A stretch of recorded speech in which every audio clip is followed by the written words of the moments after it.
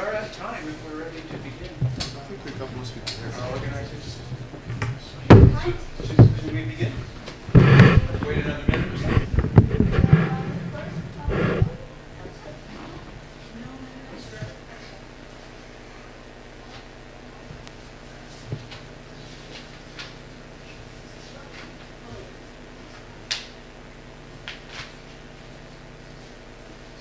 It's disorienting not to have a clock, isn't it?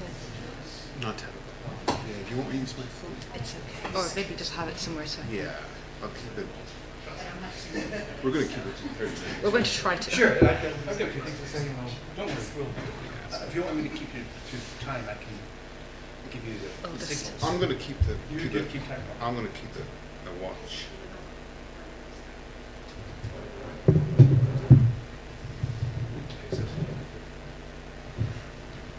So, okay, well, welcome everyone. Welcome everyone in the room and welcome everyone online to the last panel of our workshop. This is a panel that's been entitled Commodifying the New Frontera. Shouldn't that be Nova Frontera? If we're saying Frontera? Nova Frontera, the creation and dissemination of a colonial gaze. And the subject matter of this paper in this panel fits very well with the ones that we've had the last couple of panels, indeed with the whole day and indeed with the whole workshop, but particularly with the last couple of papers. So we will, in a moment, hear our paper, which is going to be delivered. I have to check. He checks his notes. This is so I can get the name of the university correct. So delivered by Melissa Shani Brown and David O'Brien, both from Jagiellonian University in Krakow, Poland. Thank you. And they are both affiliated with the Center for International Studies and Development at that esteemed institution. So we're very pleased to have them here. And the title of their paper is The Beauty of Xinjiang, Gendering the Sino-Colonial Tourist Gaze. So we'll hear that and we'll have questions. I'll have a few comments afterwards. I haven't seen a copy of the paper yet, but I've had a couple of thoughts based on the abstract and also on some of the things we were talking about earlier today. And because I'm a professor, I'm always tempted to talk when I get a chance, and you've finally given me a chance. But more important than that, and first will be our paper. And I believe Melissa is going to be delivering the formal presentation of it. And David will be doing something. He'll be helping out along the way. I'll do so. Well, I suppose I will start by explaining. Microphone okay over there? Or Microphone is good. Well, I might start by explaining that some of what David is doing is all that he's already done. A lot of our work comes out of us kind of basically often having conversations about things, talking about them, and then kind of building up upon that. So I just want to emphasize that a lot of what we're going to present here is stuff that's come out of our discussions and reflections on other things that we are working on, particularly around things like tourism in the Xinjiang region. Now, I just want to start off by flagging up a couple things in terms of terms, both using the term Xinjiang, but also the term real Xinjiang. This is something when we're looking at news coverage, we see quite a lot the phrase the real Xinjiang over and over again. When we are referring to the real Xinjiang, we are referring to this discourse rather than saying this is what it's really like. It's this thing that they're using, this recurring term. So this particular paper is growing out of wider work that we've been doing on this real Xinjiang, what Xinjiang is really like, that we've been tracing across a lot of different forms of media and kind of trying to explore this this discourse, if you will, this sort of statement of what Xinjiang is really like. Now, one aspect of this is a kind of a cluster of very positive terms always being linked to what the real Xinjiang is really like. You see this around terms like it's a wonderful land, which is both a sort of tourism promotion strategy as well as being linked to the name of performances called Xinjiang is a Wonderful Land. Anyone familiar with the broader sort of representation of ethnic minorities in China will recognize this as one of ongoing remediations of they sing, they dance, they smile. That is how regions and minorities are represented. But what we've been looking at here are these clusters of positive terms, that it's wonderful, that it's good, that it's beautiful, that it's splendid, all being sort of linked together and tied over and over again to real, okay, the idea that the real Xinjiang is wonderful, the real Xinjiang is a good place, the real Xinjiang is beautiful, in fact it is heaven on earth, if you can see behind David. And partly what we've been looking at here is this valence, okay, so thinking about all of this positive valence being linked to this assertion that this is real. What you're seeing here, this is the real Xinjiang. And therefore, of course, implicitly and sometimes quite explicitly, the point being that all these things in Western media, all these other photographs or testimonies, these are lies. They are not real. The real Xinjiang is beautiful. The real Xinjiang is wonderful. So we've been looking at this, and obviously in the past year, one of the most significant examples of this was all of the media attention around the Spring Festival Gala, which included Kashgar as a sub-venue. You sort of saw a real sort of explosion of attention here. A lot of it really sort of focused on this idea that this will be beautiful, it'll be spectacular, and this will be the real Xinjiang. This is from a Global Times article where it makes this quite explicit that what you will see in the Spring Festival Gala is the real Xinjiang, okay, Xinjiang full of liveliness and vigor, and this disproves all the lies of the Western forces. So what we're looking at here is these patterns, okay, these discursive patterns, both around the terms being used, both in English and also sometimes you see it in Chinese, and also these pictures. So with the Gala, the idea that Xinjiang is beautiful, that is a very explicit trope. Okay, you have it both in the English language versions, where, for example, one of them was literally named "Beauty in Xinjiang." That is the name of the whole, I think, 1 hour version that they made here that you can see on YouTube. But also on other ones, I don't know if many of you watched the entirety of the Kashgar Sub-Venue Gala.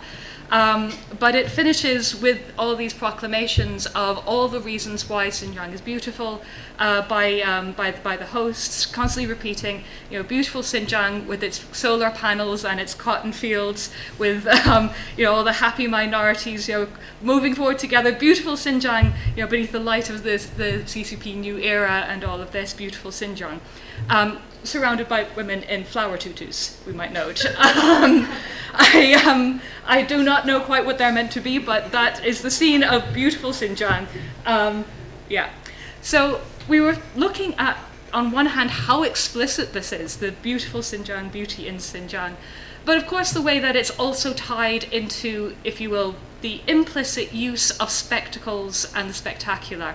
So in terms of the gala, use of, for example, images of mountains and deserts, these very choreographed sort of, cast of several hundred people sort of dancing, and all of this sort of focus then on these sort of traditional dances. There's very much a mobilization of, this is a spectacular song and dance spectacle, which is, of course, what, the Spring Festival Gala has always been. Like, that is what it is. It is a gala. On the other hand, it's interesting to see the way that this, in the case of Xinjiang, in the case of Kashgar, was very much being tied into the idea that this disproves Western lies, that it disproves sort of criticisms of human rights abuses. And you can see this quite clear also in terms of how this is sometimes gendered. So, for example, Hu Zijin, excuse me if I pronounce it incorrectly, Hu Zijin's post on X, a previous editor of the Global Times, saying quite explicitly, anyone who smeared China is marginalizing ethnic minorities should look at this. On top stage of China's 2024 Spring Festival Gala, girls from #Xinjiang are gorgeous. So the idea here is that, look, they're so beautiful. Clearly they're not being marginalized. Clearly these are all lies. here's a picture of it, can't you tell? So what we're trying to unpack here is the way all these different aspects are brought together and sometimes are also doing similar things but in slightly different ways. So the purpose of this paper is to kind of unpack some of what we think is going on here and how many different layers there are to this, because we think it's more complex than it kind of appears, that there's actually a lot of different things going on here. Now, one thing that was very striking around the coverage of the likes of the festival were assertions that not only is this the real Xinjiang, but this is actually what it's like in Xinjiang.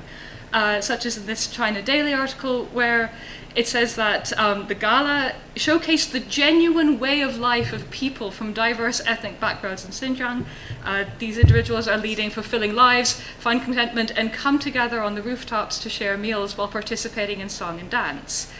These assertions of reality are quite striking when you linger on the fact that this is a song and dance spectacle. Okay, if you just called it a song and dance spectacle, fine. That is what the gala is. It's what it has been for many years. The assertion that this is the genuine way of life invites people to look at a staged performance of choreographed dancing and all these moving lights as though it were a documentary or something. And these kinds of assertions are very striking when you look at them like that. It's like, well, it's obviously not. It's an obvious spectacle. Describing it as though it were just an organic people coming together is quite striking. What we think is going on here is a screening, and we take the term screening from the work of David Fleming, who mostly focuses on kind of on Chinese cinema, amongst other things, but he uses the term screening in work just talking about depictions of Confucius, where he uses the term to say that a screening is always doing two things at the same time. Okay, a screen, in English, it both displays something, but it also hides it. If you think of screening out something, or a screen that like sort of you put up in order to hide, a corner of a room or a fire or things like that. So he uses the term screening to mean that it's doing two things. It's both a display, it's showing something, but that display also hides. And we use this term to talk about the likes of the Spring Festival Gala, to think of it as, on one hand, it is a representation, it is showing something of Xinjiang. How authentic it is a question, but it is displaying something that is also a hiding. We sort of refer to it as like a Potemkin village fete. So a Potemkin village is like this false village made to show how all the serfs were supposed to be living good lives. Here it's a village fete passed off as though this is what life really is like in Xinjiang. So what we want to do here is then connect this to what we want to refer to as the ambit of beauty. Now, we're partly drawing on the work of Lama here, who was focusing on Tibet when he talks of the ambit of happiness. Now, by ambit of happiness, he was looking at, a bit like we are, a whole variety of uses of words and terms and images and spaces, so like building sculptures to the happiness of Tibet and things like that. And he used the term ambit of happiness to talk about all these things, this cluster, meant to convey something. Okay, so it's a cluster of interrelated things, both words and images, performances, other things are part of this ambit. As regards Xinjiang, we sort of see, therefore, that these are part of this ambit, these connections between singing and dancing happy locals, beautiful landscapes, assertion of how beautiful sort of traditional culture is. This is what we are referring to as the ambit of beauty. Now, we're kind of drawing on Lama there, because Lama was talking about Tibet, specifically the framing of Tibet as a happy place, including the likes of Lhasa being awarded the status of the happiest city in China by CCT for 6 consecutive years in the 2010s. Now, what Lama's looking at here is this ambit of happiness, all these different ways that the idea that Tibet is happy, that it is a happy place, was continually repeated and represented in a variety of ways, and arguing that this very much turns happiness itself into a kind of contested site. What does it mean to be happy? What does happiness look like? And he very much argues that then it turns happiness into a legitimizing tool by the Chinese government and a discourse mostly directed at China's Han population, who from a distance do indeed perceive Tibet as a happy place.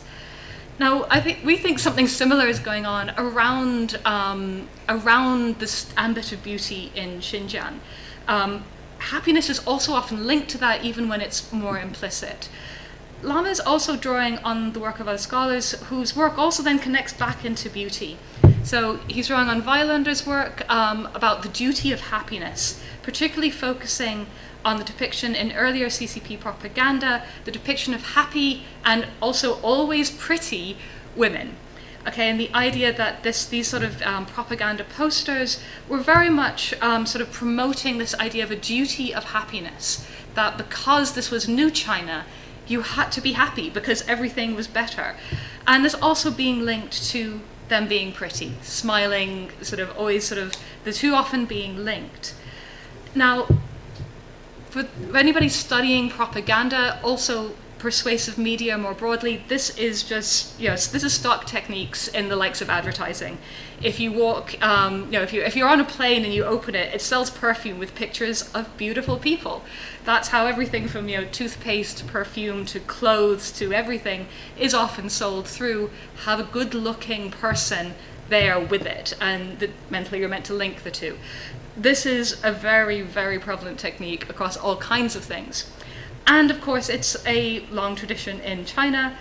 So here, this idea that even in the sort of context where it was new China, meant to be new, they still very much used imagery that would be highly recognizable from the earlier period before the CCP came to power, where these are very much like the sort of the Shanghai models that you would have seen in the 20s and 30s.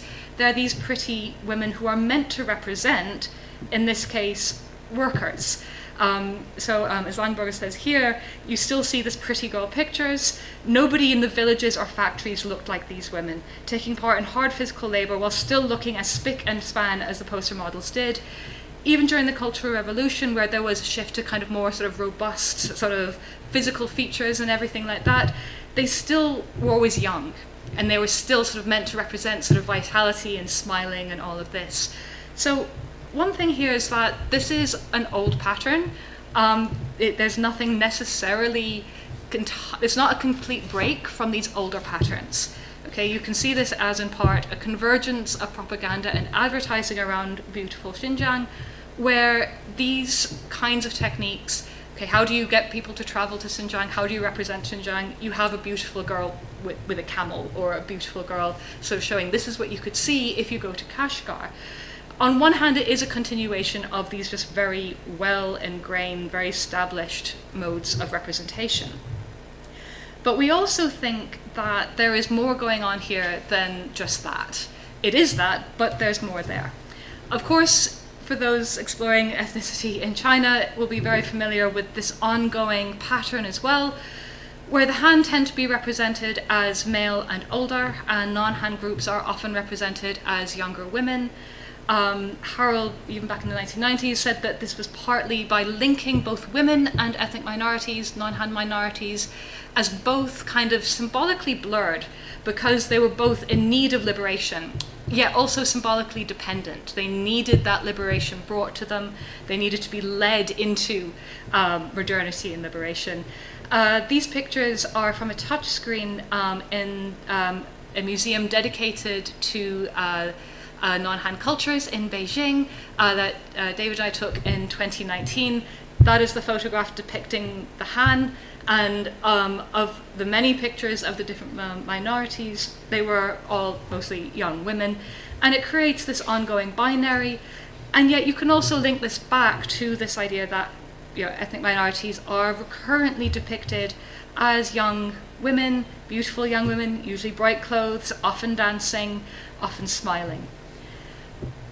Now, in terms of our work on tourism, we've been doing quite a bit of work on tourism in Xinjiang over the past few years. We've written on things like what we call the testimonial tourist gaze, where we are looking at the government promotion of travel to the region as an attempt to kind of show a very curated, very stylized, real Xinjiang to tourists. One aspect of this in our previous research has been looking at self-photography in costume, which has really, really expanded over the past few years. In fact, if you look at some of the news coverage around promoting tourism to Kashgar, a lot of it says, go to Kashgar in order to dress up in costume, so you could be a ghoulie. Like, that is why one would go to Kashgar. Not necessarily to see its long history, but so you can make pictures like this.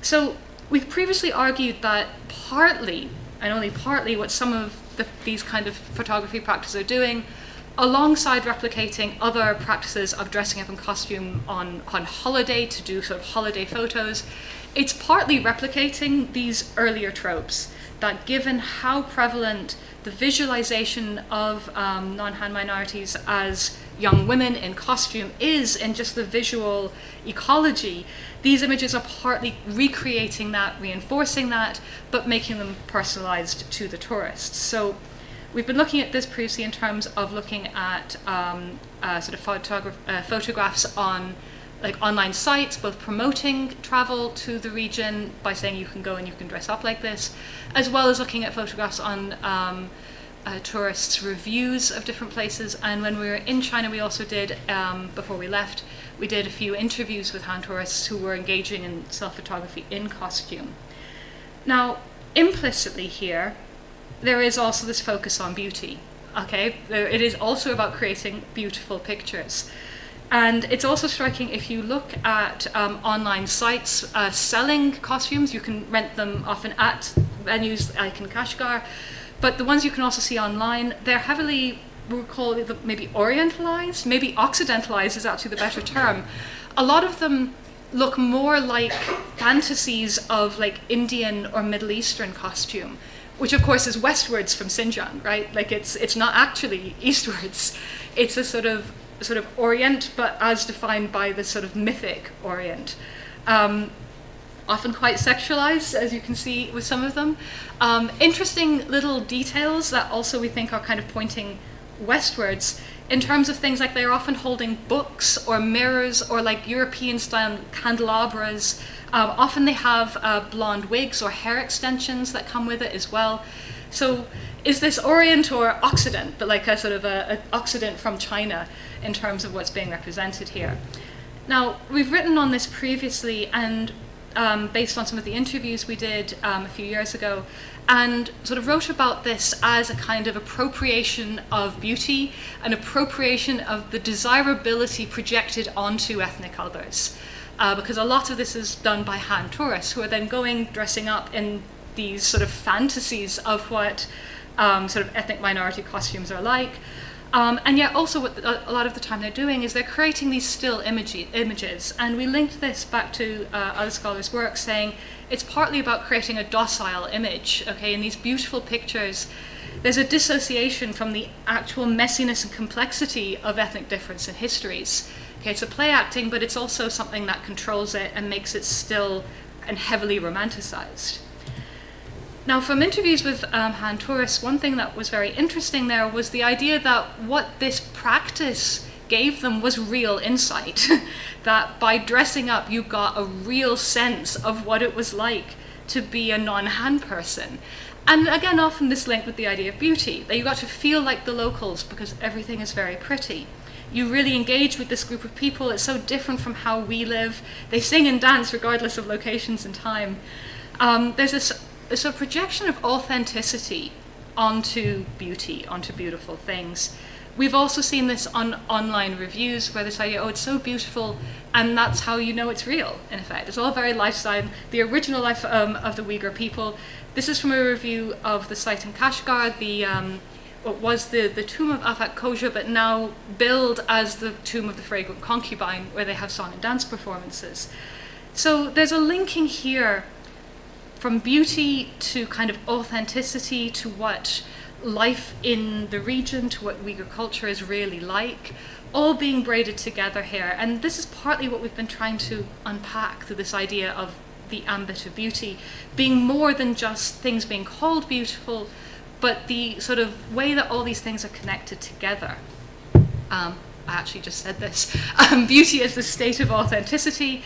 Again, what is striking here is that, like with the Spring Festival Gala, it's not that there's anything unusual about there being song and dance performances at tourist sites, right? You can go, if you go to Krakow, you can also sometimes at the Christmas market see them performing Polish dances. Okay, that's fine. It's a different context from Xinjiang, but as with the gala, it's not that the performance is unusual, or that sometimes the costumes are polyester and covered in sequins. It's the assertion that it is beautiful and it's real. That's where the problem kind of lies, the projection and assertion of authenticity. And particularly given the wider context, that's where the significance sort of lies. And this is where we think there is, despite the continuity with just, this is how various non-Han minorities have been depicted for a very long time. And yes, this is how advertising works. This is how, tourism advertising works. We think that, yes, it is that and more. Okay, there is more going on here besides these things, because, of course, as we've been hearing a lot about in this conference, is, of course, this wider context. Okay, the like of Project Beauty. We might want to link this to the idea of the duty of beauty in the case of Xinjiang. I'm going to move through some of these because actually a lot of people have already talked about the likes of Project Beauty. The emphasis then here on sort of like wearing modern fashions, the organization of things like fashion shows, the emphasis on like sort of beauty parlors, also the likes of both cosmetology and hairdressing being taught as vocational training, and the whole sort of rhetoric of this kind of revealing Xinjiang's beauty and revealing modernity. You can also see this in the likes of the gala. There was the long whole sub-value gala, but the only part that was actually shown in the general gala was a 6-minute Dances of Xinjiang performance, which was called this song, which in Mandarin was sung in Mandarin by Han singer Wang Hongwei, and it is Lift Up Your Veil. So the whole idea of unveiling women and sort of show your beauty is this recurring pattern that you see here. And a lot of this is this discourse of this sort of liberation through beauty, liberation through modern dress. So here in A Date with Xinjiang, I feel liberated in trendy dresses, coverings are for the old people. This idea that clothing is liberation, modern clothing specifically, is liberation. Thank you, Tim Gross, for some of this material. You also actually had this quote that this will these will create transformations in the lives of women. It'll transform their body image. They'll be more beautiful because they're obviously not beautiful now. It will transform their way of life, and it will transform their way of thinking. Now, we just want to say, to jump from that context to, if you will, critical theories around beauty. Importantly, beauty is never, ever neutral, okay? It's always a side of political contestation. It's been heavily sort of discussed and critiqued and unpacked, both within the likes of feminism, as well as within post-colonial, anti-colonial critical race theory, queer theory as well, in terms of the idea of what is projected as desirable and to whom. It is a very tense place, basically, because it is always fraught. Who determines what counts as beauty? Now, a lot of this debate has occurred not always through the naming of beauty, but the naming of the gaze. Okay, so the idea that focusing on the gaze tells you who is looking. So if you will, beauty is not a neutral thing because beauty is always in the eye of the beholder. A lot of this has been ongoing dialogue, going, if you will, from Laura Mulvey's concept of the male gaze, woman is image, man is the bearer of the look, to all these different responses to this, kind of making that a more and more complicated gaze. So you can gesture here also to bell hooks, responding to Mulvey, sort of talking about, there isn't any neutral woman. In this case, you cannot but see the whiteness of the woman that's being talked about there. Now, Hooks is also writing about the power of looking back. Okay, so the idea that the gaze doesn't have to be passive. And in fact, returning the gaze can be a way of responding to it. Now, what a lot of these different theorists are talking about is that there are always going to be politics underpinning hegemonic definitions of beauty. Okay, there will always be politics there. There is no neutral gaze, there is no neutral beauty. I want to quickly connect this to the work of Chen, who drew on feminist and queer analyses of Chinese literature to talk about an enunciating gaze. Okay, so Chen is writing about what he refers to as the imperial order of things, or notes on Han Chinese racism, to talk about this idea that the way racism has worked within China has been the way the Han have positioned themselves as human, and the idea that others are somehow lesser, not yet human, but becoming human. So he's obviously the human is at the top of this pyramid, is looking down, and he is using the term he purposefully here, just to make it clear. He manifests discrimination precisely at the moment when he patiently and conscientiously tells you, work harder and you can make it. And if you want to move away from the logic of the pyramid by telling him that the rules are made by the Han, the male, and the elites, he will kindly tell you your intelligence and wisdom are not yet fully cultivated.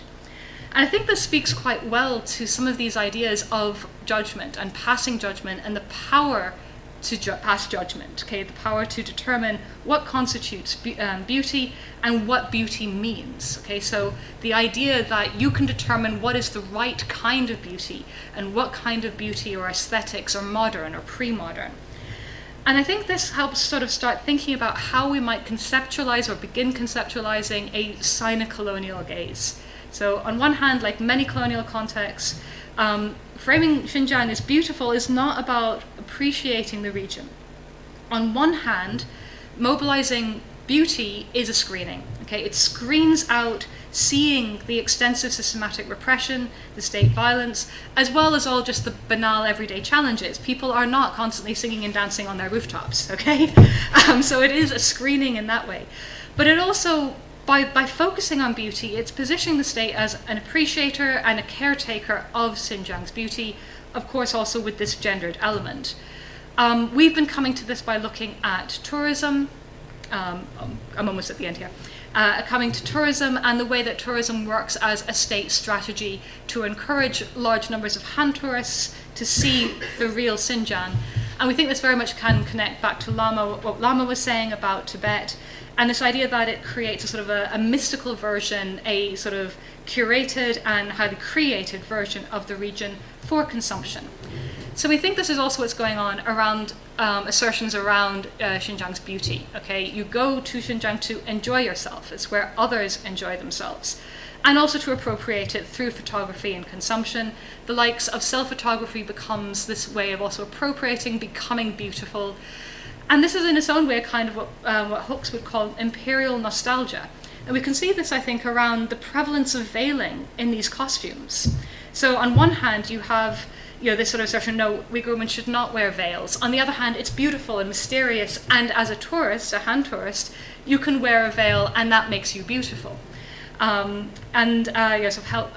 talks about this idea of imperial nostalgia being a mourning that is a mystification. Okay, you've destroyed what was there, and yet you yearn for it by turning it into something mystical that's past. What we think is also interesting around the tourism promotion is how often, increasingly, there are no depictions of locals in some of these news articles. It's all of these beautiful landscapes and tourists enjoying themselves.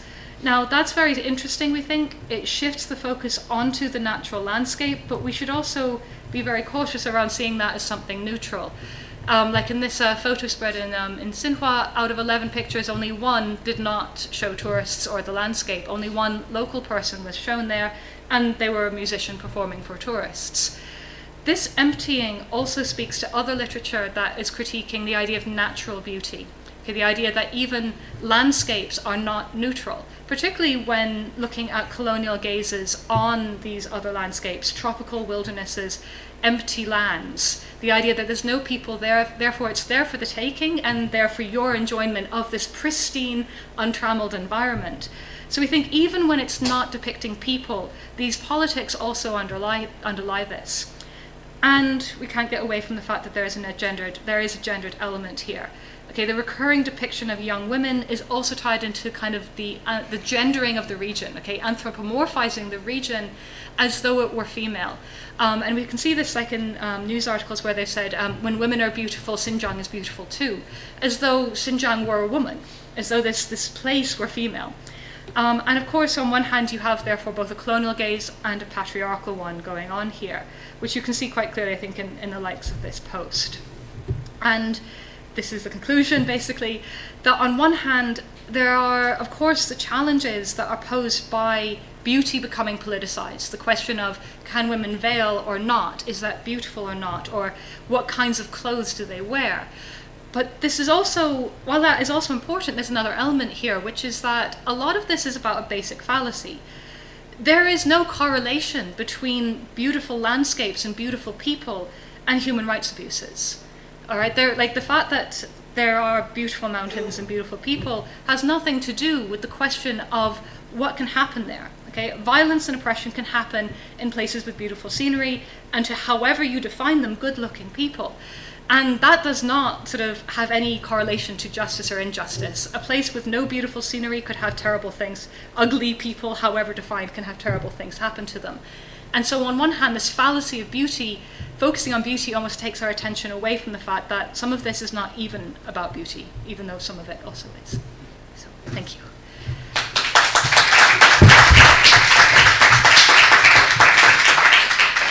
Thank you so much, Melissa and David. A lot of this has come out of conversation. It's a joint project. It is a joint project, honestly. I'm just teasing it. Great. So I want to frame my remarks. Around how we apply theoretical concepts developed in or by Westerners or in the West or in other other parts of the world, how we apply them to China. Do they become Orientalism with Chinese characteristics, as Dylan Noor said earlier today? Is it a Sino-colonial gaze or just a colonial gaze? Is it Chinese modernity, right? So we're all familiar with this. And I'm not challenging your concept of Sino-colonial gaze at all, but this is actually something I've been thinking about as those of us who work on non-Western parts of the world. We're constantly sort of fighting our own colonial or anti-colonial battle in using these terms, and particularly with regard to colonialism. Well, colonialism can't happen.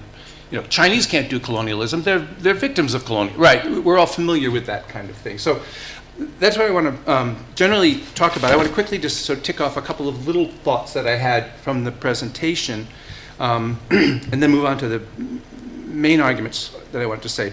First of all, I was wondering, a lot of these phrases that you pointed out, splendid, Xinjiang, it's a wonderful place. There's some of them may only exist in English, some of them have an underlying Chinese cliche, which is being used. And I'm sure you're doing this. It's interesting to think about the cliche and where it comes from. Why is everything, Yoshio or, splendid? Hao Difang, there's a song, right? Which I think goes back to the 60s. And so part of this is the commercial thing. They're tying it to things that are already in people's minds. And then some of the weirdness of this in English, I think, is because some of it is arguably very sophisticated. Some of it's not very sophisticated. They're just taking the ad campaign and translating it, through Google Translate or whatever, into English. And so some of this phrasing sounds weird. I'm sure you've thought of that. I'm reminded a bit. You mentioned Stephen Harrell's work in this, and I'm reminded of an article by Drew Gladney too, which I think most of us know, where he sort of goes through the depiction of the Minzu, and certainly how the minority nationalities are always depicted as you said, beautiful women, sometimes wizened old men as well, particularly for Uyghur. But you leave the young male out of it because they're scary, right? And it's better not to think about it. But also, and again, Harold says this too, the Han were the default norm, therefore portrayed as dully in conservative sweater sets, permed hair. He has these great examples from this album, and the Han women look horrible. I mean, sorry, nothing about Han women in general, but just in this album, they're like, middle-aged, kind of frumpy women in bad sweaters, like this, baggy sweaters, compared to all these beautiful, right? And this was, of course, intentional. But so I'm wondering, too, some of this, let's go to Xinjiang and dress in these beautiful, exotic, sexy ways and take a picture of ourselves. Is that a reaction, perhaps, to being the boring normal? Maybe, I don't know. Let's see. Okay. And of course, you're mentioning tourism too, and song and dance tourism, the idea of authenticity, which is so prevalent in all of this. But of course, it's prevalent in all tourist writing and guidebooks. I mean, I don't know if anyone ever reads Lonely Planet anymore, but it's like, this is the cafe to go to really be with the locals. This is where you can get a tapas, for free with your beer, and if you pay, €4 for your glass of wine and a tapas, I'm clear, as Chiara told me, yes, that was off record. It was clearly too much, right? So I didn't really get to the real local tapas bar, right? But I was also saying to someone today, too, you should go up to the caves and see the flamenco show, right? It's touristy, but it's really real. So I did exactly the same thing. I think we commonly do it, right? What's interesting is how the entire region is being, we talk about Disneyfication and touristification, and it's very common, but the whole region is being redefined as a tourist fantasy in this sort of almost desperate way that you point out very well. Okay, so here's what I've been thinking about this issue of theory and concepts when we try to apply them to China or to the Uyghur region or sort of anything like that. There's often a bit of defensiveness on the part of the scholar of the non-Western world because we're picking up these ideas from somebody else who's written about them already, and then we're applying them to our own place. And we want to do it in a original way, right? I mean, the easy thing to do is take that new cool concept off the shelf and then plug in your local data, and you can get a paper out of that, right? Maybe you're the first person to do it. And, right, if we look at the literature on settler colonialism, the readers by Veracini, this doesn't mention China at all, right? So you can do that. So is this settler colonialism with Chinese characteristics? Is it modernity manquée? Is it civil society, the Chinese version, that's not quite as good as, or industrialization, the Chinese version, it's not quite up to industrialization in Britain in the 19th century, right? There's various problems that come out of that, because it never quite fits the epitome of whatever that concept is, because that concept was defined based on data from Europe or America or whatever, right? And so what I've been thinking is that, again, as scholars working in this stuff, we can be sort of defensive about it, or we can come up with a special case, or we can come up with the Sino version with an asterisk. You're the hyphenated version of whatever, of social reproduction. There was another one from today, I was thinking about this, right? Or we can go back to our colleagues who kind of seem to define these contexts, and we say, that's great, you didn't quite get the whole picture. And if you actually include the other 3/4 of the world, then you'll get a much bigger picture of what colonialism looks like, or Orientalism. I mean, Orientalism's tough because it has Orient right in there. So I saw Orientalism, Occidentalism, what is it, right?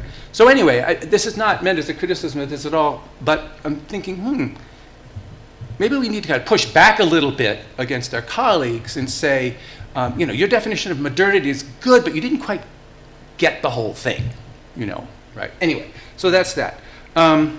Finally, a lot of these talks, or many of the talks today and the examples, and particularly the idea of the representation of the Uyghur woman that we've seen so much of reminds me of, and also the idea of intermarriage, cross-frontier, cross-border intermarriage.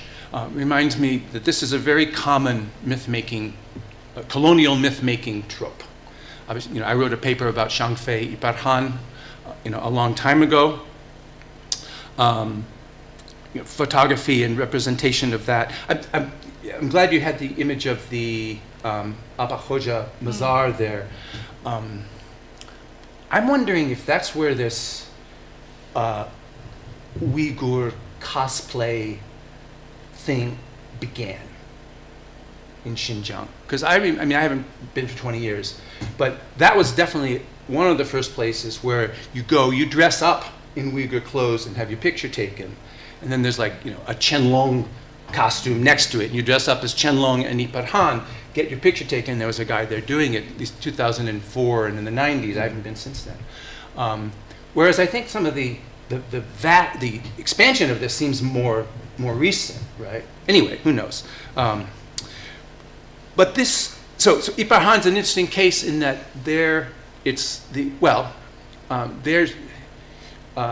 she's marrying the emperor, and there's an edge to that. Often there's not such an edge to the relationship.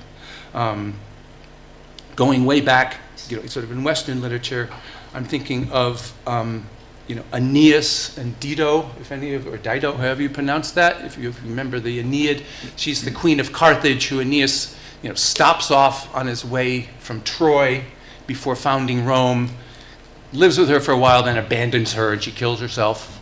And they write an opera about it at the height of the British Empire, right? It's a Madame Butterfly kind of story. But closer to this sort of the examples that we're thinking of, there's a lot of Han fantasy, or Chinese or Sinitic fantasies about border crossing women, interestingly going the other way. So Wang Jiaojun, who's the Han princess sent out to marry the Xiongnu Han, right, is now being played up in her hometown in Hunan as a great ambassador of peace and freedom, unifier of the nationalities, but the idea, again, of marrying across the border. And then I'm thinking in the context of the United States, Pocahontas, so those of you who grew up in the United States and the American educational system will have known about her. She was an Indian woman, supposedly the daughter of a chief who married one of the colonialists from the Virginia Bay colony, or actually didn't. Anyway, the reality in the story, but Disney made a movie about her, and you've seen, and there was a romance. But even in her own day, or within a century or so after that, it was played up as a parable for the interaction between the arriving white people and then the happy natives who are beautiful, who wanted to welcome them there. Sacagawea is another version of that. So that's a very common thing done in many, many cultures. I think the Chinese have been doing it too for over 100 years with the Iparhan story. And maybe this representation, exoticization, sexualization, but sort of beautification of the image of the Uyghur woman is part of that same sort of thing. And what does it do? It's taming the barbarian. It's putting a pretty face on it, literally. It's domesticating the frontier. And then particularly if this relationship proceeds to marriage and procreation, it's integrating it, and hiding the ugly reality of colonialism that's going on underneath, just as you talked about. So anyway, thank you for the paper. It's really Thank you. really fascinating. And now clap. No, don't clap for me. We'll clap again at the end. But we want questions from you folks. Tim.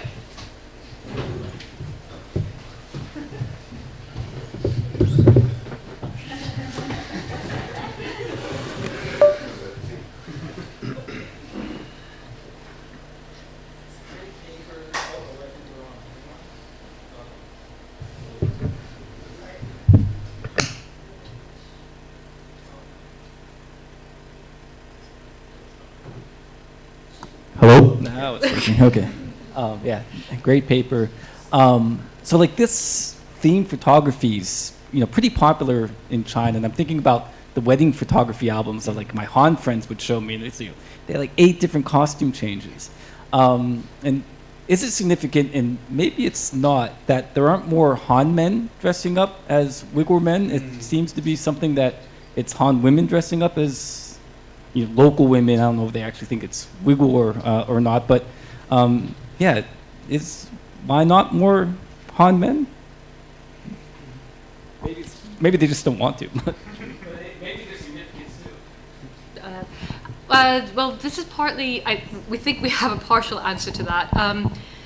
When we did interviews, and this was a few years ago, just before we left China, it seems like, yes, it's very gendered. It seems sort of, there's like a sort of divide there in terms of how it was perceived. Now, I will say one thing, which is that a lot of our sense of this was coming through our interviewees, who were mostly Han women, so them relating of like what their boyfriend said. So we didn't have interviews with men, but a lot of them said things like, oh, their boyfriend wouldn't do that because it would be silly for them to do it, or that's not, like, they wanted to take the pictures, they didn't want to dress up. So I think there is a gendering there. I think there are some examples where they dress up as a couple to make like a couple's picture, but I think it's a much less common. I think that it is, I think, very much tied into broader photography practices. Like you said, there's the wedding photographs. There's also, I think, an interesting point of tension and connection because of that between this and Hanfu. A lot of the interviewees kind of saw it as being completely different, like non-comparable, because Hanfu is about like yourself, whereas a lot of this was kind of play. Although some of them did sort of say that, well, partly what you're showing is, that is your travel, where you've been, and so like therefore like your sophistication.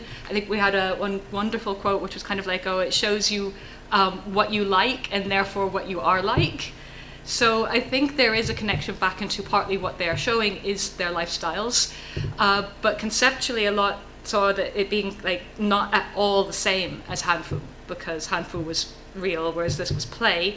And yeah, I think it also actually does sit in those same kind of practices of creating quite idealized, quite fantasy-like images where they're in costumes, sometimes a whole variety of costumes, all these colors, and very stylized settings with props, fake animals, musical instruments, fans, like all this sort of thing. So I think there is connections, even though sometimes that was denied by the interviewees.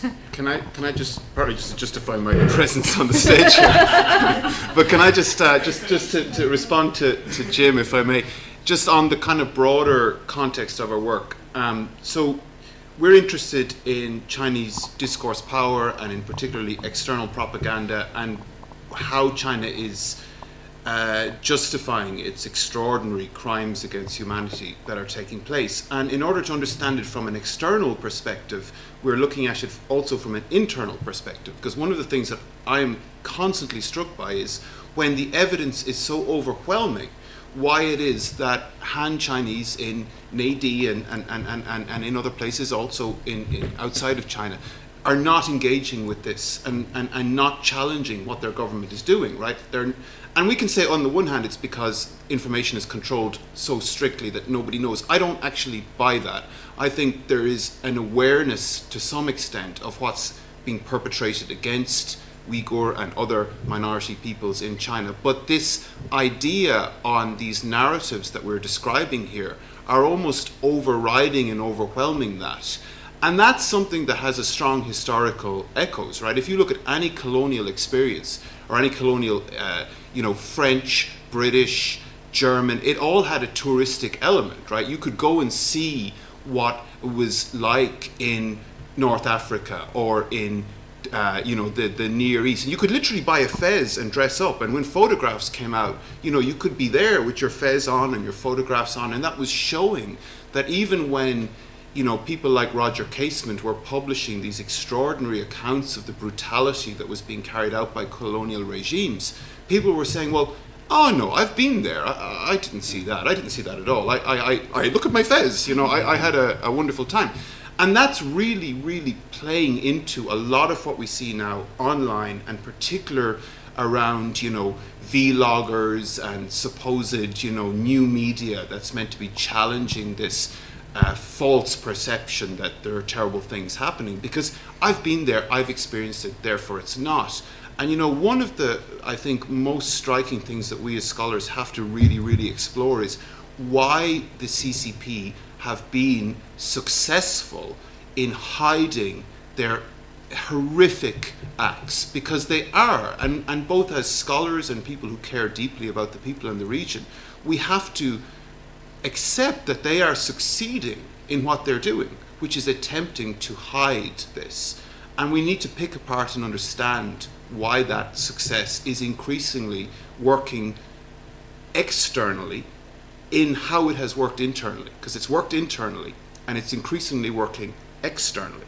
And that's kind of where a lot of this research is feeding into a kind of a broader exploration of that, just as a kind of a response. I absolutely see all of the points that you're making there, but just to kind of add that to your comments, but that was just a kind of... But I think one thing that connects there was your point about a lot of it being translation from the Chinese. I think a lot of this often is first, as a first step and foremost, often targeting Chinese audiences. I think also you can see this with even like some of the costumes.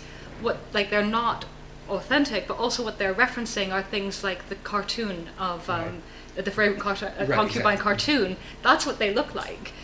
Because that's Which what they've itself seen. is modeled on Disney versions. Exactly, Right. exactly. So it's like this little Cyclical media thing, yeah. self-referencing cycle, but it's referencing things that the Han have already seen, Right. rather than the question of like, well, what is local costume actually like? So I think that you can trace that in the fact that it is often translations of terms, or it's referencing previous Chinese media that external audiences are unlikely to have encountered. But if you've seen the two of them, it's like, that costume looks just like that one, or it looks similar to it. So I think a lot of this is first and foremost for the Han, and then some of what we're seeing here is like the spillover, or like you said, just a quick Google Translate of it. Yeah. The broader project is perhaps explaining what the party line is, which doesn't necessarily aim to convince. It simply means to make loud and clear how we're supposed to understand what's going on, what we're supposed to tell the foreigners when they ask. Right. And it can be all those things at once, too, right? I was just reminded, I went through and looked at all the pictures of PRC first party secretaries going to Xinjiang. It's from Mao on. And every one of them went at one point, and they always pose with a Minzu hat, right? Either a Uyghur dopa, or they're being given one, or the Kazakh, or any of those. And Xi Jinping did when he went, when was it, 2014, the first time? But when he went again, most recently, 2 years ago in the summer, in the whole Xinhua readout of this, he posed with the Kyrgyz musicians in the museum. He never once put on a Minzu cap. That's interesting. He continued to be wearing the Xi Jinping, whatever that windbreaker is, you know. So he was refusing to do the Shifu. Well, anyway, it's like a blue navy thing. Anyway, he was refusing to do it. Interesting. And and I apologize for not giving you a chance to respond right away, but you worked it in, so that's good. Other questions for our Yes. paper givers? I feel like I mostly have comments, but I'm wondering if instead of like the real Xinjiang, you're actually talking about the hyper real here, right? Like, and I can't remember if your presentation I listened to earlier this year referenced that Baudrillard and simulacrum and all of that, and I think that's like might be really helpful in this conversation because all of that is based around images. And how images are these mediations of, there's the lived reality, and then these images become representations, and these representations are hyperreal and become these false narratives or distorted narratives that are, again, like you said, self-referential. And I feel like that might be a framing to talk about the hyper real of Xinjiang in this way. And then also with the thing about dressing up as the colonial subjects, I mean, that happens in North America all the time, right? Let's like put on the Native American dress and take a photo. And I'm actually wondering if there are North American indigenous scholars that have written about this and like what it means for the colonizer to kind of embody and to be like put on the clothing and the material culture and like these objects of adornment of the colonized subject, and to sort of say like this is also my nation's history, right? Like it's like the colonizer for me to be and to wear the clothing of my country, right? And I'm wondering if, I don't know because I haven't read on it, if there is stuff around that. But then Patrick Wolf, I was trying to look it up. It was under the settler complex in 2013. He wrote briefly about repressive authenticity in reference to how the settler colonizer engages with art and culture of the indigenous people. That yes, they can. Oftentimes the colonizer will be like, oh, we really love this, you know, indigenous pottery. We create it, we support it, we distribute it. But often it's repressed, right? It establishes ownership through mass consumption. And so that might be an application within this context. And then also with phototourism, I was in Samarkand last year and I saw the exact same thing. Han tourists, often women, who were putting on this like Arabian Nights garb, and in these holy sites, pilgrimage sites where it says no photos, they're like taking photos there. And so that's interesting to me that what's happening within the hyper-real Xinjiang is also being kind of going further westward into Samarkand and maybe other places. And so, you know, that's also interesting. Like this, not only is this happening within the Uyghur context, but it's moving elsewhere, like these Han tourists. And then also a brief mention on one of your images, there was a woman in a red dress and who is dancing at the Kashgar festival. I believe she's Uyghur actually, Durabe Dumrat, and I think that's also interesting, like the role of these famous Uyghur actresses and musicians that also participate in this sort of reproduction, right? And again, all of this is mediated through the image, right? This is to have a photo taken, to have an image taken, and then to be consumed by a certain kind of audience. And so those are just some brief thoughts that I had. Yeah. Thank you. Do you want to mention hyperreal? Yeah, I can respond to a couple of things. We have actually recently written something called the Hyperreal Xinjiang. That this was somewhat connected to. It's not yet out, but it's like it's in process. Yeah, I think also like with your examples around the self-photography, this was kind of a little. This was originally a small tangent in our work that ended up generating quite a lot of material that we've now been using for quite a few years because it turned out to be really useful. One thing in some of those interviews was, as you said, it is expanding. It's beyond China. And one thing in terms of, you mentioned what the history of this dressing up is. It's one thing that we noted. We were last in Xinjiang, I think, in 2015. 16. Yeah. And there were rentable costumes at this Kazakh village. And apart from that, we didn't see any. I mean, I don't know when it started in Kashgar. When we did these interviews, it was clear that it was quite widespread in a lot of other places. I'd also seen it in Guilin. And we had one interviewee who could show pictures of her parents in what she thought was the late 1990s who had dressed up. And they did it together, like there was the two of them. So I think there is a history here. But I think it's exploded. I think it's really, really expanded. One thing which I think has really altered it is online online platforms, online shopping, a lot more self-photography, and a lot more people buying costumes. I think what it used to be that you could go to a place and rent one, but partly because of things like Hanfu, I think that costumes have become a lot more sophisticated, a lot more props. You don't just Velcro up the back, but there's a lot more to put on. And in some of these interviews, we saw that, at least for the interviewees, it was interconnected with a lot of other places. So you can also dress up in Japan, in Kyoto, for example. A lot of them had done that. That was also when we were in Kyoto. We also saw people in Hanfu in Kyoto, which is a sort of interesting kind of appropriation of, like, the, if you will, just the space.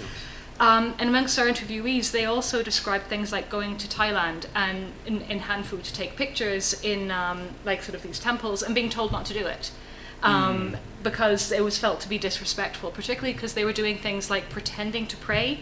So like sort of trying to take pictures like this and basically being told by people there, you're not, stop doing that. You know, that's not, you're not really praying and this is a holy place. A couple of our interviewees also mentioned wanting to like dress up as princesses in Europe, and like they were going to come to France and to do that. So I think there is a broader horizon around this. For a lot of the interviewees, I don't think they see any difference between it. It's all just travel and the donning and divesting of costumes. Now, I think, of course, if you look at the different contexts, it is different to come to France and dress up as a princess than it is to go to Xinjiang, but to them it's not, I don't think. Just to add to Sonia's point, and you know, we're discussing a different workshop, but it was, you know, we discussed a lot of similar things, and I remember well that discussion we had afterwards, because we talked a lot about agency and the agency of the performers, be they very famous performers who have, you know, very successful careers, or people who are working at you know, in a very basic, humble tourist kind of situation. And I think one thing that in any kind of discussion on colonialism and broader the themes that we've been exploring in this conference, be it around feminism and gender and colonialism more generally, perhaps we haven't discussed agency as much in this workshop or in this conference as we could have done, because the level of nuance I think that we have to bring to this is sometimes missing in terms of, you know, understanding the role of, as you say, the performer, be it in terms of their career, in terms of the economic opportunities that are available. And Shani just mentioned this Kazakh tourist village that we visited many years ago now, and you know, where they were dancing Kazakh dancing and performing in that way. But actually, a number of the performers were Uyghur, you know, because when I heard them afterwards, when they were, you know, smoking, having a cigarette after the performance, they were Uyghur, and understanding that agency in their performativity and their role in that is very, very important. Of course, it's very difficult to study that and to understand that, but it's very, very important to understand that, because I think, you know, we need to understand those levels of agency as well around these discussions. But yeah, I mean, certainly just going back to the hyperreal, I think the hyperreal does actually sum this up in many ways. Yeah. So thanks for the comments. Yeah. It was a fantastic presentation. I think this is such a great way to end the conference today. So thank you guys very much, including you, David. I really appreciate your hard work.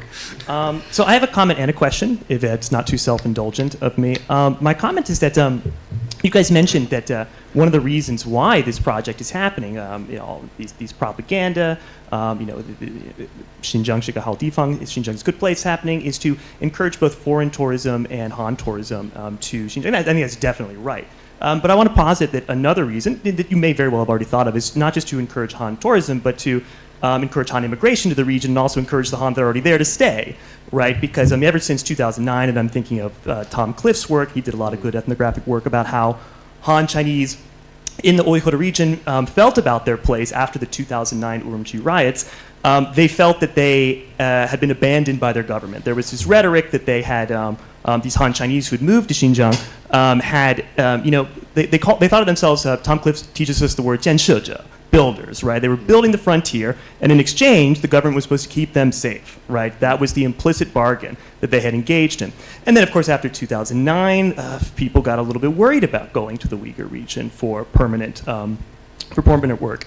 And just anecdotally, but I think there's a lot of evidence that bears this out. By 2016 and 2017, when Chen Quanguo was taking over and the security state was really ramping up, a lot of Han Chinese people started leaving very rapidly. I mean, a lot of businesses were closing because Han Chinese people were, they started to feel increasingly insecure about their place in the region.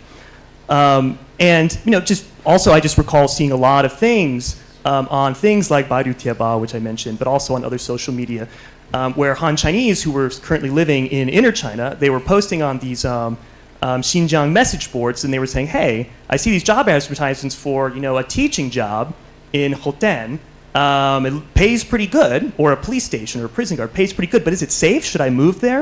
And it seems pretty clear to me that it's essential to China's plans, however opaque and they might be, to encourage Han Chinese immigration to the region to make sure they feel comfortable there. So I wonder if part of it is related to this. And just the question that I wanted to ask is, based on all the research you've done, why do you guys think that Kashgar is often the center of these projects?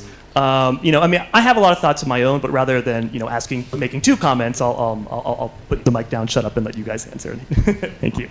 Can I, maybe you can come to the second, if that's okay, to the question. I just want to make a comment because I was just thinking when you were talking about Tom Cliff's work and the partnership of stability, and particularly around post-2009, when I was doing my fieldwork in 2009 and after 7-5, if you remember, the party secretary in Urumqi right after said, what was his name, Li Jie, I think was his name, he said to the world's media, come see for yourself what's happened here, right? And he invited the world's media to come there, and it was one of, to a large degree unrestricted in terms of what the media were allowed to do at the time. And China, the CCP, I think, felt that they lost control of the narrative because of the way that it was portrayed, right, from their perspective. And since then, the media have been never, obviously, allowed to do that ever again. And there's this incredibly strong control. Well, I mean, basically, it's impossible to report there unless you're very, very undercover and very careful. And that sense of like, come see what it's really like. And then they came and they saw what it was really like. And they showed the world what it was really like. And the CCP were like, never again will we allow that to happen. Never again will the media be allowed to come and see what it's really like. And it just made me think about, Tom's work about that and the partnership of stability, because that was the whole thing that kind of broke apart in 2009, was like the partnership of stability broke apart, right? And then it kind of changed the whole sense of partnership, just on that. But I think you probably can answer the question about Kashgar better than I can. Well, you can. I think that in terms of tourism, I think it's an easier one to answer. In terms of more broadly, maybe the two are related.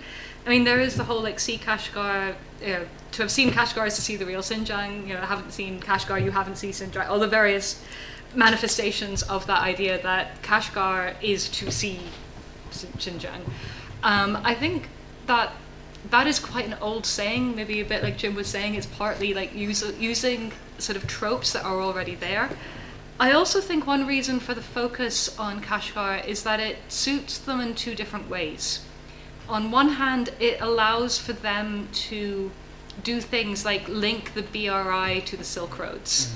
Okay, like it kind of it's like a puzzle piece that just happens to fit that quite nicely. They can also just completely create sites from new, but here's something that they don't even have to stretch too far to kind of be like, yes, old Silk Road, new Silk Road.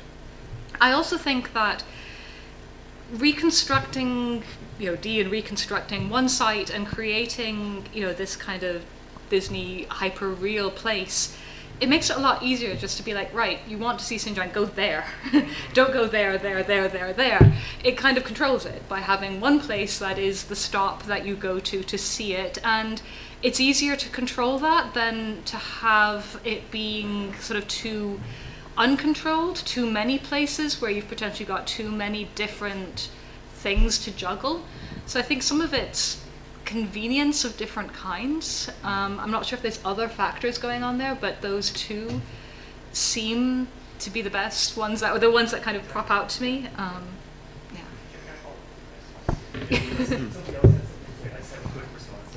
I think you must be totally right. And as you're answering this question, and you said to to see, Kashgar is to see the real Xinjiang in the value of, in the language of the state, right?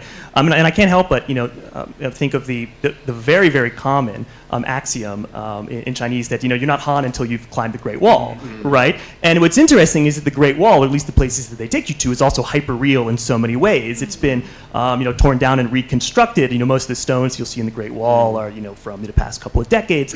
And it's just an interesting parallel with Kashgar, right, which has, of course, also been torn down and totally rebuilt in a way that suits, the goals and the propaganda rhetoric of the state.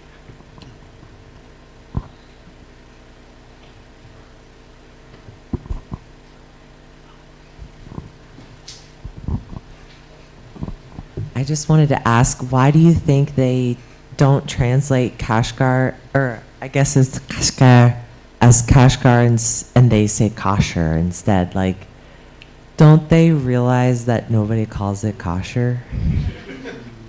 I have wondered why there's different names used in different outlets, but I've not been able to pick out why different outlets seem to use different names. I mean, it's certainly or inconsistently. Yeah. Yeah, like Tibet is no longer being called Tibet, right? It's always Xinjiang in all of the foreign coverage now, right? In Global Times and China Daily.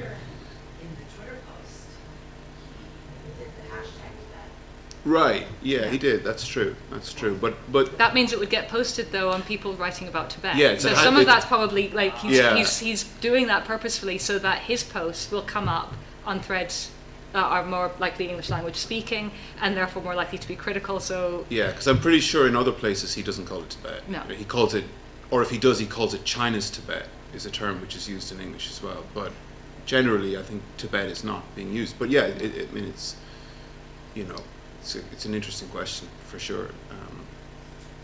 Maybe it's more familiar as well. Maybe it is like the hashtag because it's more familiar to people. If you say kasher, people outside don't really know where that is. I mean, we can speculate. It's an interesting question. I think sometimes it's also just different authors doing different things. Yeah. Like I don't know if there's a systematic pattern where there's just different people doing different ones. Yeah, I have some thoughts there. Just want to share following Karen's suggestions. I think I'm going back to advertise Guna and Tanhasa's paper about this personalized propaganda videos. And basically they use this tourism narrative to speak about their propaganda narrative. And basically they said this is about tourism and come to Xinjiang and see Xinjiang by yourself, like beautiful Xinjiang, how Difang, right? And very interestingly, there are 4 factors that these scrolls pointed out in the video is that Xinjiang has good-looking women, good food, good scene, and good culture. So that's why you could come and enjoy these places. But also they talk a lot of narratives about how it's easy to find a job in Xinjiang, how it's easy to get married in Xinjiang because Uyghur women, they don't ask for very expensive dowry and so on compared to Han community. So it's obviously about settlement and settler colonialism in a way, in their understanding in their paper. And secondly, Güldane Salimjan, who's working in northern part of Xinjiang, used a very good slogan about answer the question about why Kashgar. So the slogan is basically about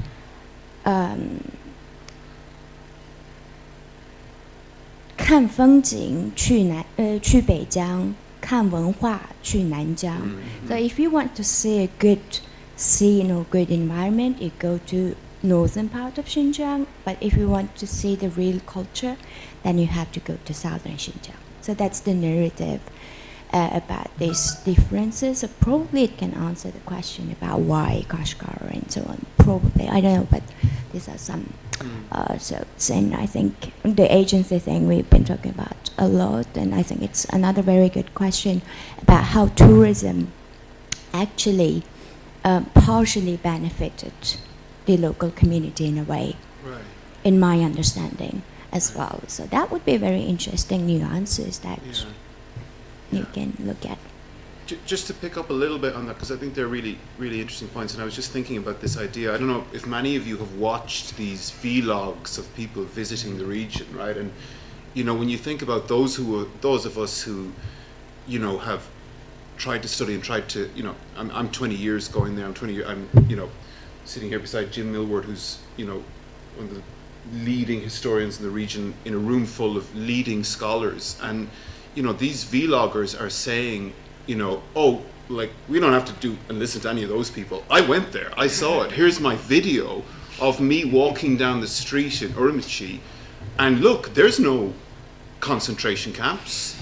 Look at there's a you know there's a Gucci store, right? And while we might look at that and really resent it, given, you know, what we've tried to do in our careers and in our lives or whatever, the fact is my undergrad students are looking at that, and they're watching those videos and they're going, hey, you're actually wrong about that. You know, like, what you're saying about that, I watched a video, and you're just part of this broader mainstream narrative that's Western narrative that's twisting fact in order to, and what else are you trying to do? You know, and again, this effectiveness of what the CCP are doing and working with this kind of neo-propaganda. And by the way, half of those vloggers are in the pay of the CCP, right? They're being paid to go there, or they're having some connection with them.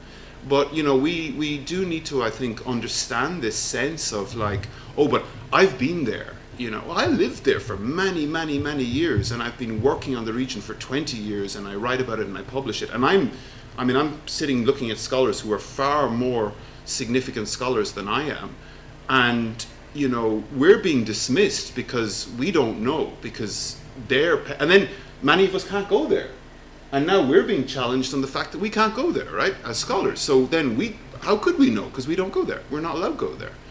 So it's just some of that also ties into broader sort of, partly just like the promotion of tourism generally, but a lot of it I think has been very internalized, that if you really want to see a place, you go see it, right? Yeah. That's what people do on gap years, right? When they want to go and see what somewhere is like, without necessarily reflecting on the fact that like your tourist experience is never what it's like to live somewhere, because by definition you're a traveler there. Yeah. But it's very much how like your travel is often romanticized as offering you a deeper experience, a deeper knowledge, a sort of on the ground experience where you can meet, you can talk to people, you can eat their food, so you will know these places better.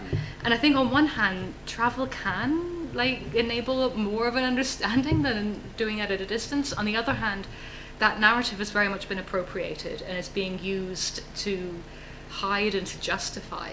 And I think one of the reasons why it's very effective and powerful is because it is such a mainstream idea generally, like even separate from China. That's what people who are, you know, going on backpacking trips, you know, through South America, that's what they're thinking. They're going to see what it's like there. They're going to experience this other culture, you know, engage with other people, and they see that as being a good thing. Yeah. And like, you know, and it is. But on the other hand, it means that there's not always enough cynicism around the idea that when you travel somewhere, that your experience is not neutral, and it's certainly not necessarily giving you an insight into everything that's there. You can travel to a place and not see systematic violence or inequality or their prisons or anything like that, even if you know, go backpacking through the Andes or the Himalayas or wherever. But it's a bigger narrative to have to unpack far beyond China to get to that point. I'm sorry to jump in. I just want to quickly mention this because I will play that very quickly.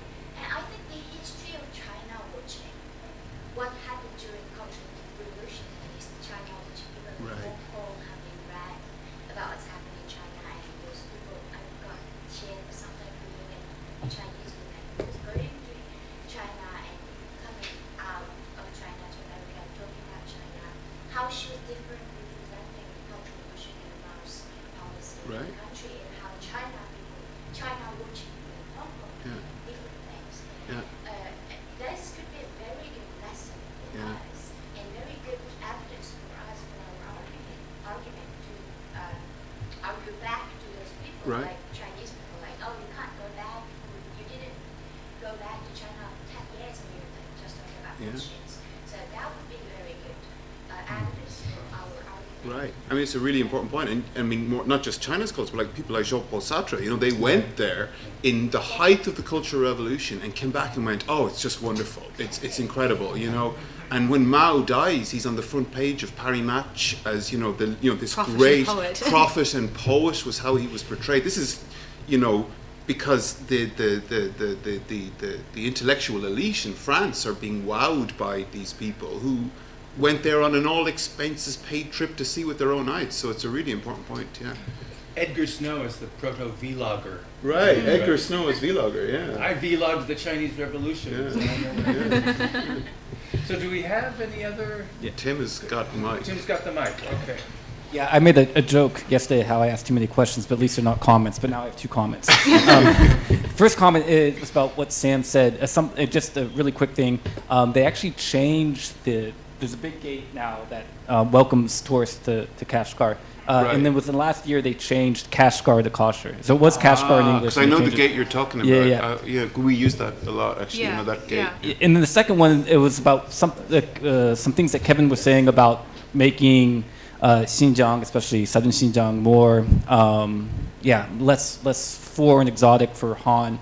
On Douyin, you get, Xinjiang, it's safe. Look at all the security. You can also see Xinjiang, home prices really low, come buy a home, and where to buy pork in places like Kashgar, Hotan, all which I think is about trying to invite more Han people to settle there permanently. And very quick on that one, it happened way before Kashgar for Yarkand, which is labeled Shache in Chinese.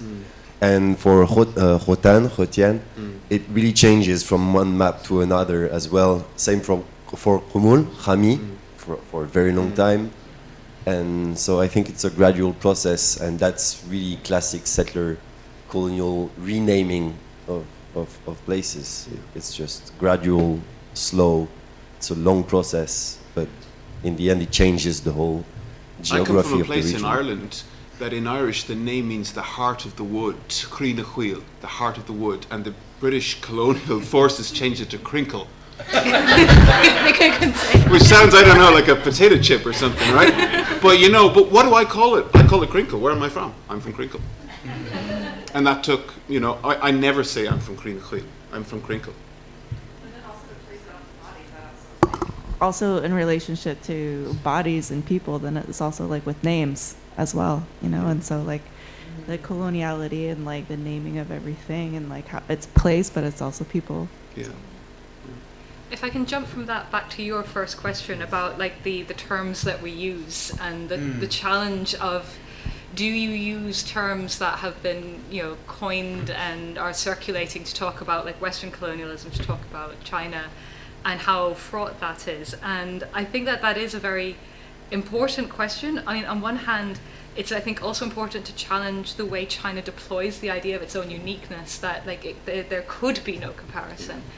And in terms of our terms, I think that it's useful to sometimes not think of it as like trying to like force a Western paradigm onto China, but I think sometimes it is useful to see these as kind of evolving and imperfect vocabularies that have like been coined in certain contexts, often by people who have personal experience of the very diverse forms of colonialisms, we might say. I mean, I think one thing is, is colonialism in China different? Well, yes, because so is French different from British, different from American, different from Spanish. They occurred in different times. They had different ways of doing things. They also changed over time. So like the colonialism of the 1600s was very different from that of the 1900s. So I think one thing is to not see any of this as a single thing. Right. This is this is the colonial gaze. This is what colonialism is like. It's got these 5 tick boxes. But to see it as, in all of these cases, something that's incredibly varied, and that not all of them are actually alike. And part of the thing that's interesting is to explore how variated it can be, even if it can be sometimes sadly similar in its outcomes in terms of either assimilation or genocide or all these kinds of things. But the techniques can be quite different, and the particularities can be different. So I think that the idea of naming and involving names kind of ties into it. Yeah, my point is we need to change the paradigm. Yeah. It's not to be accused of forcing or misapplying. It's problems with paradigm, not with Right. Yeah. right. But I have another question. All right. But before I do ask it, you guys have been talking for a long time. Are you guys good for a few more questions? I don't want to grill you too much. I could talk about this for a long time. But Okay. you guys are probably sick of listening. No. I'm incredibly engaged. A few more. I just wanted to open the door for others to ask questions, right? Something that just occurred to me that I've wondered for a long time, but now I just realized I maybe have the perfect people to ask this question is, why is the tourist propaganda industry fundamentally different in East Turkestan versus Tibet? Because I could be wrong about this. Maybe I'm working with outdated information, but for a long time it was the case that even just for foreigners to travel to Tibet on tourism was very, very restricted. You had to have a tour group, right? And which was a hurdle that most people would never clear. They seemed to be deliberately discouraging people to go to Tibet. Even as people like Chen Chuanguo were implementing the same kind of like grid security system that would eventually be rolled out in the Uyghur Autonomous Region, right? But of course, that's not the case at all in East Turkestan. And while it is the case that scholars like us and journalists can't go freely to the Xinjiang Uyghur Autonomous Region to do our work, I mean, they're very encouraging of international tourists to visit places like Kashgar. So I'm just curious if you have any insight about what kind of government strategies seem to be informing that fundamental difference. Yeah. Partial answer. Go on, you get. I have got a partial answer, but I'm not sure how much that explains everything. One is, I think Tibet was kind of transformed for tourism, promoted for tourism earlier. Like, people were interested in going to Tibet, foreign tourists were interested in going to Tibet because they were already familiar with it. Including just the likes of whether it's Spielberg's Kunlun sort of film, like people 7 years in Tibet, like it was already familiar, and so there was some demand, and I think there was also alongside this more anxiety around it, and so I think the CCP's response was to try and very, very rigidly control it. Xinjiang has been developed much, much more recently, and I think that some of their promotion is a conscious effort to try something different, to try actively mobilizing it and to control through its mobilization rather than control through its exclusion. And I think it's two different techniques. I don't know what might have caused that difference beyond maybe somebody just making that decision. Yeah. But I think that's partly what's happened. Because there. they emphasize the fact that anyone can go there, right? There's no restrictions. Yeah. I mean, in reality, there are very, very severe restrictions for anybody that wants to really get to know the region. But this emphasis that it's open, and they say that in the coverage all the time. The region is open. Come see for yourself. Anyone can come, and that is different. I mean, I also the BRI as being this, this is a major place in the interconnectivity of the BRI, and it's part of this broader, interconnectivity that's bringing together people from all these different countries in this wonderful, mutually beneficial, interconnected, utopic world that's spreading long beyond the Chinese borders into we're all benefiting from this, so maybe there's some of that, but it's a great question. It's a really good question. I wonder actually if some of it. Sorry. Please, no, please.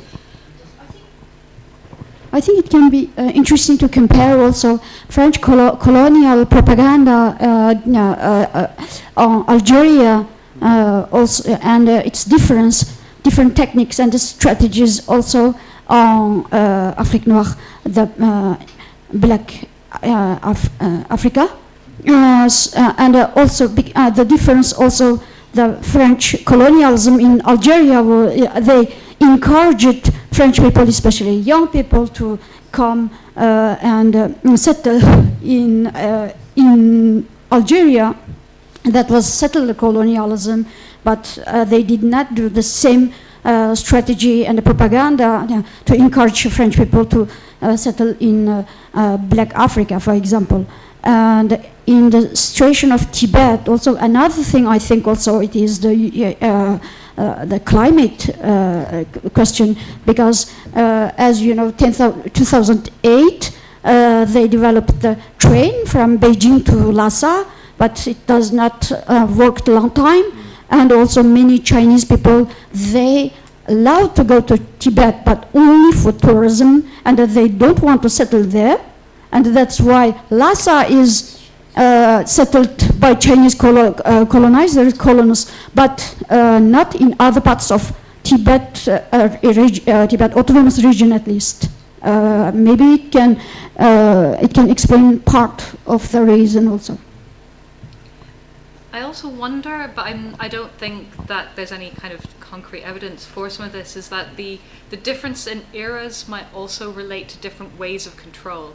That the fear around people visiting Tibet, going around Tibet, was also linked to, at the time, all this anxiety and ongoing anxiety around the likes of the Dalai Lama and people coming there sort of seeking their own ideas of like it's Buddhist history, it's sort of romantic idea, the mystical idea, but also more anxieties over being actually able to control where people went, who they talked to. I think on one hand, Xinjiang is very different because on one hand, even with all the sort of Orientalist sort of ideas, a lot of Western tourists do not embrace Islam in the same way. And so there's less of an anxiety around that kind of element, as well as I think something to be aware of in terms of it's easier to tell where people have or haven't been because everybody posts it online. So there isn't the same mystery around, who have they talked to, where have they been to this building or that, because it's much easier to kind of monitor that at a distance. And I think these are a whole variety of different reasons. I think also the Islam Buddhism is another reason why there's less anxiety over like people coming to it and seeing something that they already identify with, because they're presuming Western people are Islamophobic, basically. All right, well, it looks like we have, if not exhausted the topic, we have exhausted ourselves. And so that was the end of our questions. But I believe we are going to have some concluding remarks from our organizers. But before we do that, let's have a hand of applause for our speakers.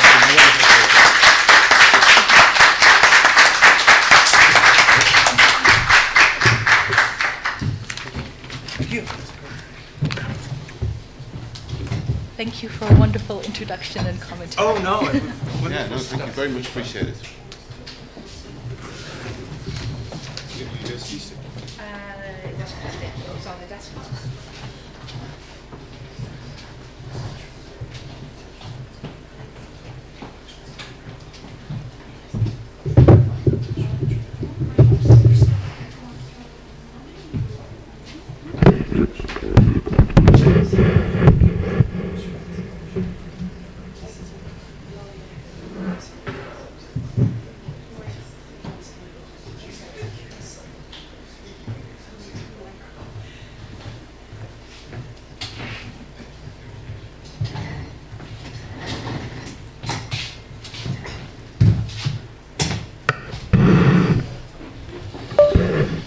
Thank you very much to all of you, and also to the brave participants of the online audience to the conference. Thank you so much. It's been a very inspiring event. We know you're all very tired, so we will be brief. We wanted to finish by building a link between the last panel and the concluding remarks of the conference. We had thought of this title, Commodifying the New Frontera, for this last panel. And this was a reference to an author that Samantha actually mentioned during her presentation, Gloria Ansaldúa, who was a Chicana queer theorist who grew up in the borderlands between Texas and Mexico. And in 1987, she had published this book, this very important book in queer theory that's called Borderlands, La Frontera, The New Mestiza. And it's a very interesting book. There are loads of concepts and new ideas to take from it. But one of them is a word that doesn't exist in English, mestiza, métis in French. That sometimes is mistranslated as mixed, but it means much more than that. And so we thought that we could go from there and kind of accept the invitation that Sam and Sonia launched to us of thinking outside the box for our next research project. Maybe thinking outside the box could also mean drawing from other languages, other literatures, and bring them to our own research that can focus on any kind of topic, as we just said during the conference. So thank you very much to all of you. Again, thank you very much, Chiara, for making this possible. I think you deserve a great range of applause.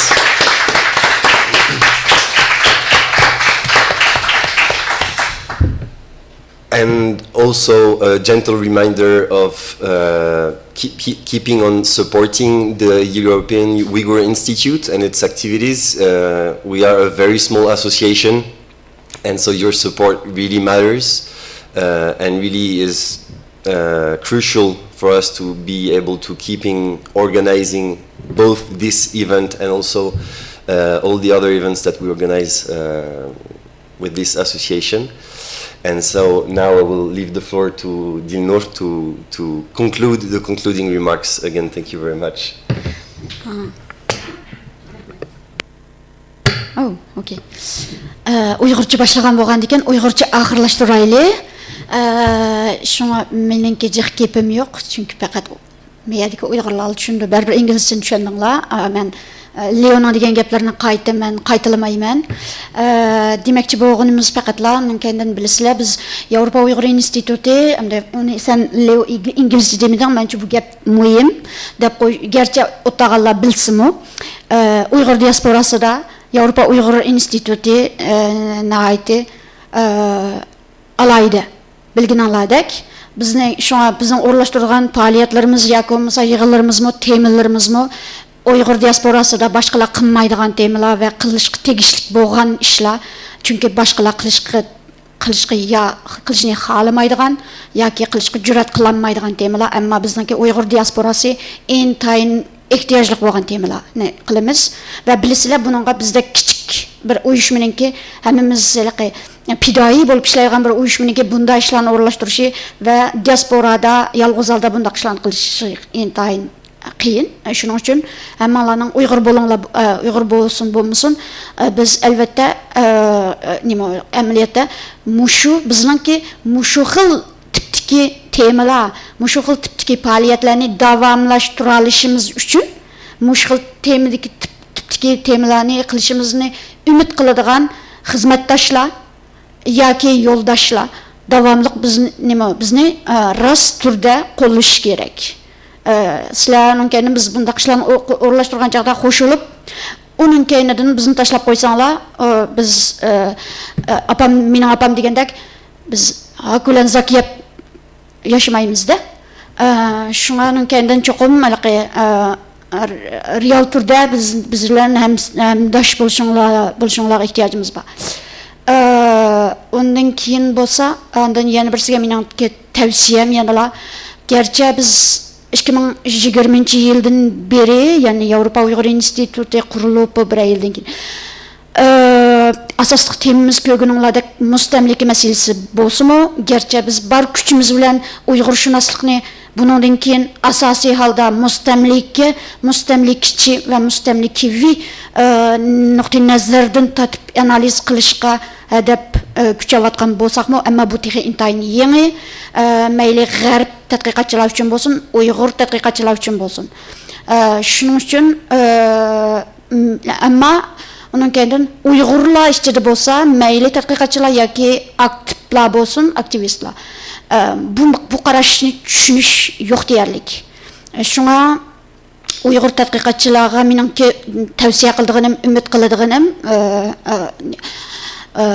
mushu bizga o'xshash burun mustamliklik tajribasi bo'lgan va shuni beshidan o'tkazgan va uni anan keyin bugungi kunda mustamliksizlashgan xalqlar, masalan, men to'la Aljeriyaning gapini qilaman. Xuddi Aljeriyaga o'xshash, masalan, Fransuz mustamlikasidan qutulgan xalqlar bo'lsin, yoki bo'lmasa bugungi kunda Isroiliya mustamlikasi yanada ostidagisi, ammo tajribasi mo'l bo'lgan Falastin tadqiqotchilarining bo'lsin, shuni ko'rishimizni, o'rganishimizni va shu dekolonial, ya'ni mustamliksizlashtirish haqidagi bilimlarni va tadqiqotlarni ko'proq o'zimizga singdirib qilayotgan tadqiqotimizga ishlatishni nayt qattiq talab qilaman, nayt ilhomlandiraman. Hammamizni Uyg'ur tadqiqotchilar boshlashimiz kerak. Faqat g'arbliklar emas. O'zimiz shuni davomli har qaysi sektorlarda qilayotgan tadqiqotimizga yondoshlik qilishimiz kerak. Chunki bu haqiqatan yo'q deyarlik bu ish Uyg'urlarda, Uyg'ur tadqiqotchilarda. Mening deb qo'ygan narsam mush ikki narsa. Hammalarga ko'p rahmat. Undan keyin hamda bundan keyin ishlarni yana bundan keyingi kelar yilqi ishlarni yana maslahatlashamiz.